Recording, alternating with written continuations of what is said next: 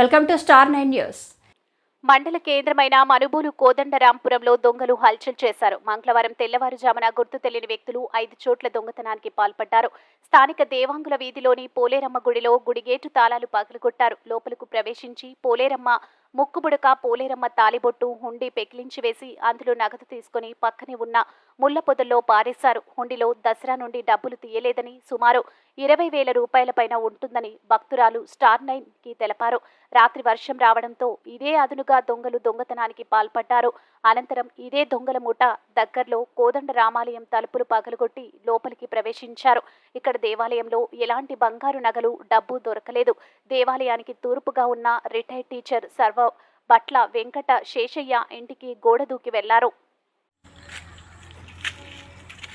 నా పేరు అర్చకులు శ్రీనివాసులండి. నేను స్థానిక మనుబోలు కోదండరాంపురం దేవాంగుల వీధిలో వెలసినటువంటి శ్రీ పోలేరమ్మ అమ్మవారి దేవస్థానంలో అర్చకుడిగా పనిచేస్తున్నాను. ఈరోజు నిన్న సాయంత్రం అమ్మవారికి విశేషంగా పూజా కార్యక్రమం నిర్వహించిన తర్వాత గుడి తాళాలు మేము వేసుకోబోయాం. కొంతమంది దొంగలు వచ్చి ఈ తాళాలన్నింటినీ పగలగొట్టారు. 3 తాళాలు పగలగొట్టారు. పగలగొట్టిన తర్వాత అమ్మవారి యొక్క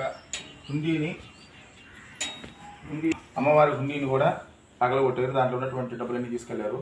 అమ్మవారి మెడలో విలువైనటువంటి 3/4 సవర బంగారు తాలిబొట్టు, అదేవిధంగా ఒక లక్ష్మీ కాలు సవర ఉంటుంది. ఆ 2 వస్తువులు కూడా కనబడట్లేదు, తీసుకెళ్ళిపోయారు దొంగలు. తర్వాత పోతే అమ్మవారికి ఉండేటువంటి 3 జతల కళ్ళులో 2 జతల కళ్ళు మాత్రం వెండి కళ్ళు ఉన్నాయి. 1 జత మాయమైపోయాయి. ఇదే విధంగా ఈ గుడిలో దగ్గరగా 3వసారి ఈ విధంగా దొంగతనం జరిగింది. దీని మీద పోలీసు వారు కఠినమైనటువంటి చర్యలు తీసుకొని మళ్ళీ ఇలాంటివి రిపీట్ కాకుండా చేయాలని చెప్పి మేము అమ్మవారికి సంబంధించినటువంటి వెండి కళ్ళు కొత్తవిగా చేయించబడ్డాయండి మొక్కుబళ్ళు వాళ్ళు. కాబట్టి అక్కడ ఆ వెండి కళ్ళు కూడా ఇక్కడ మాయమైపోయాయి. ఇక్కడ ఉన్నటువంటి డబ్బులన్నింటినీ దోచుకున్నారు.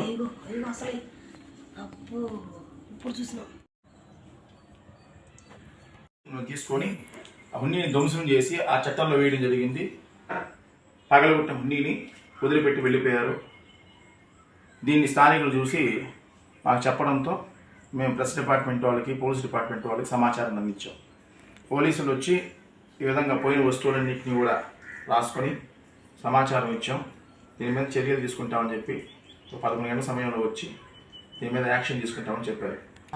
ప్రధాన కారణం ఇక్కడ ఇళ్ల మధ్యలో గుడి సమీపంలో బ్రాందీ షాప్ ఉండడం వల్ల రోజు ఎంతో మంది తాగుబోతులు ఇక్కడ సంచరిస్తూ ఉంటారు. ఇక్కడ జరిగేటువంటి కార్యక్రమాలు చూసినప్పుడు ఏదైనా డబ్బులు గిబ్బులు ఉంటాయని చెప్పి ఈ విధంగా 1వసారి కాదు, 2వసారి కాదు, 3 సార్లు ఇదే ప్రదేశంలో దొంగతనం ఎక్కువగా జరుగుతుంది. ఇలా జరగడానికి గల కారణం ఏంటంటే ఇళ్ల మధ్యలో బ్రాందీ షాప్ ఉండడం. కాబట్టి దీని మీద కూడా ప్రభుత్వం చర్యలు తీసుకోవాలని కోరుకుంటున్నాం.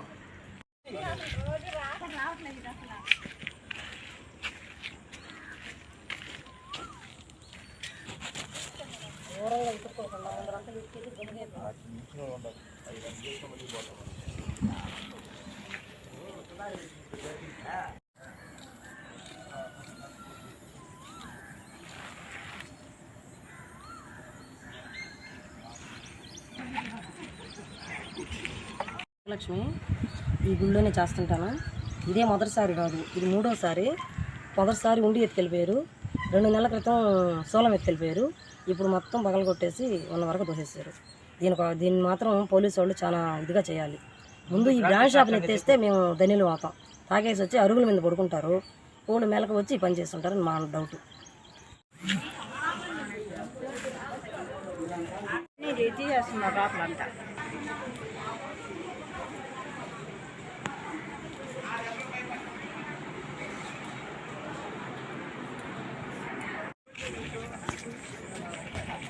సార్ కదా ఈ బెలూలు అమ్ముకునే వాళ్ళు, జుట్టు సవరాలు అమ్ముకునే వాళ్ళు ఉంటారు కదా, నేను అంతా వాళ్ళు తిరిగారంట. వీళ్ళు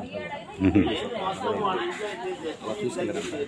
మనకి పల్లకూరులో బ్యాచ్ ఉంది, గూడూరు, చూద్దాం సార్ వాళ్ళు ఏమన్నా మార్నింగ్ వచ్చి రాత్రి వచ్చి ఇంకా ఏ ఇల్లుకి ఎవరో ఉండదు, వాళ్ళ ఇంటికి వచ్చి చేస్తారు. ఫ్యామిలీ కూడా వీళ్ళు లేరు సార్. మామూలుగా ఏదో చిన్న ట్రై కొట్టారు, ఏం దొరకలా.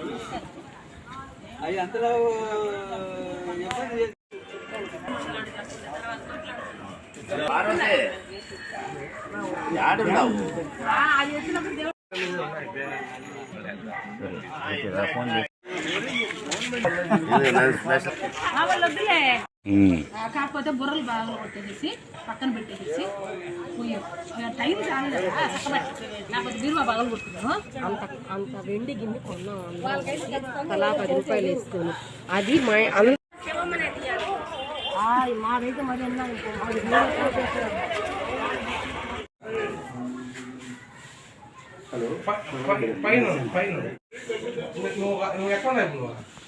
రికార్డ్ అవుతాయి. ఓకే, నైట్ టైం పర్లేదా? నైట్ టైం కొంచెం న్యూస్ వస్తున్నాను.